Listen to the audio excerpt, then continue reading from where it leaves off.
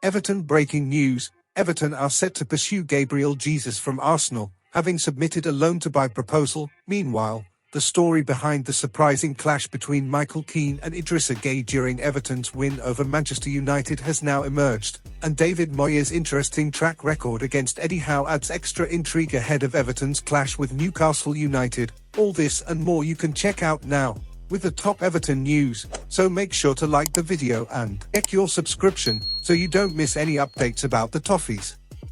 Alright Everton fan, Everton might finally have a clear path to making Gabriel Jesus their top target heading into the January window, and honestly, it feels like the stars are starting to align for us. Jesus has been on Everton's radar for a while now, with David Moyes desperate to sort out the striker situation at the Hill Dickinson Stadium. Thierno Barry hasn't found his feet, Beto hasn't offered much more, and it's obvious we need someone who can actually put the ball in the net on a consistent basis. The club have looked at plenty of options, and Gabriel Jesus has stood out as one of the most realistic shouts. He's had a quiet start to the season at Arsenal, barely getting minutes, and that's opened the door for teams like us to try our luck. For a while, it looked like the big decision for Everton in January was going to come down to two names, Joshua Zirkzee or Gabriel Jesus, but things have shifted quickly. Zirkzee, who started against us in that 1-0 win at Old Trafford, now looks close to leaving Manchester United, with Roma putting in a loan-to-buy offer. Reports say he's open to the move,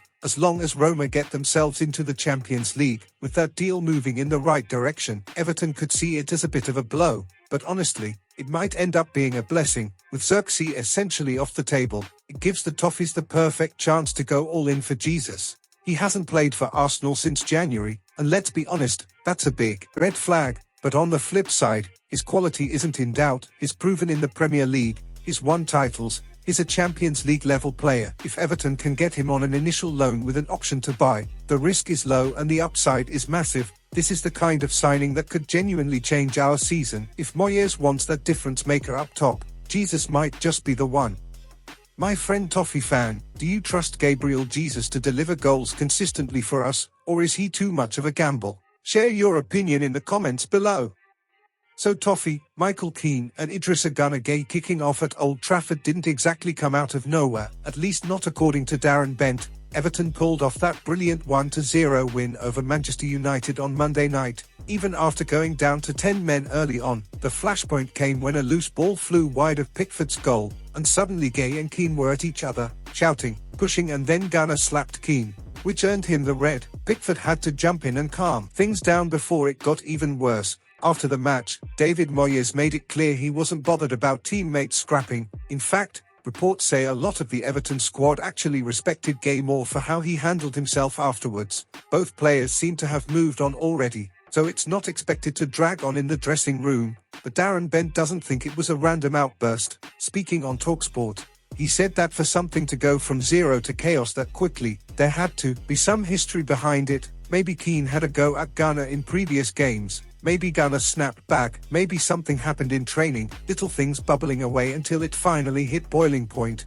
Bent even compared it to scraps he's seen on training pitches where players just start swinging. Still, the most important part is how Everton responded. With 10 men away at Old Trafford, the lads dug in. Dewsbury Hall smashed in the winner. Pickford pulled off that unreal save from Zirkzee, and everyone put in a shift. Winning at Man United doesn't mean what it used to, but in these circumstances, it was massive, and because Everton held on, the whole Gueye-Keane incident ends up looking like passion rather than a disaster. If we'd collapsed and lost heavily, the blame game would have been brutal and Keane had just as much responsibility in that scrap, if not more. But instead, the win sends the away end home buzzing, puts us just 3 points off the top 4, and gives Moyes the perfect example to show what this team can do when everything's against them.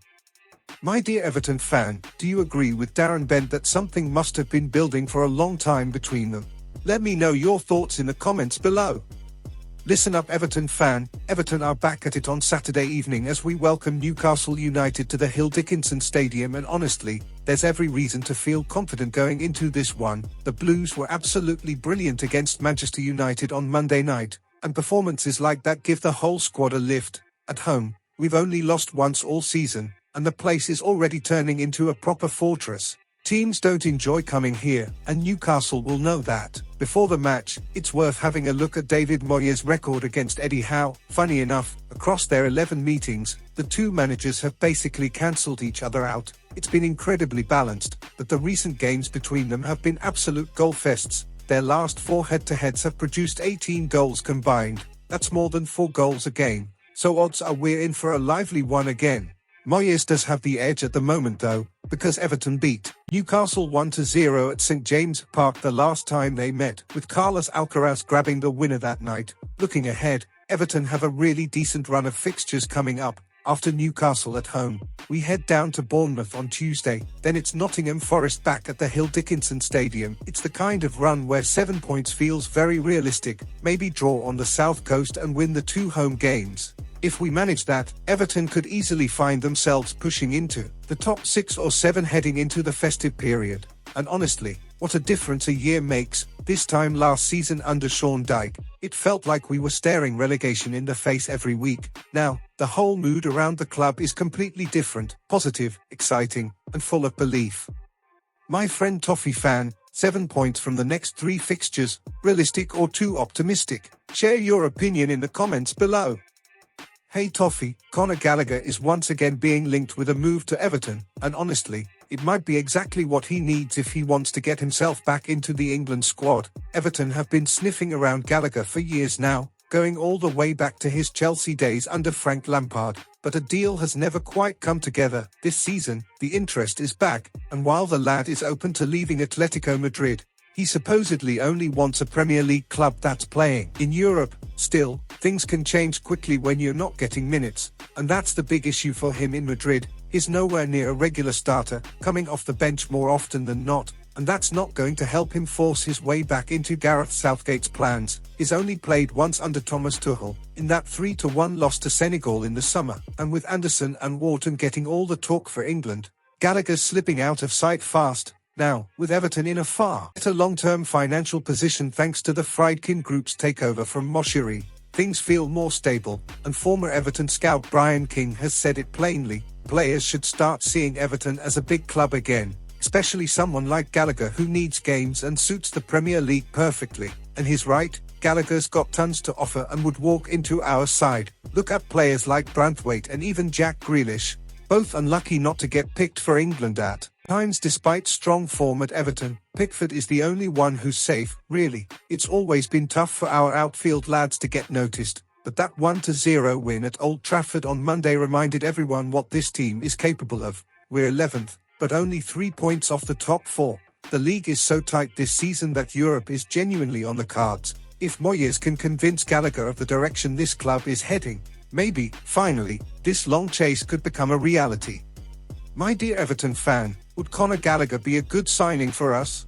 Let me know your thoughts in the comments below. This is the Toffees News fan channel and I'll stop here. If you liked it, don't forget to leave a like and subscribe to the channel. A big hug and see you in the next video.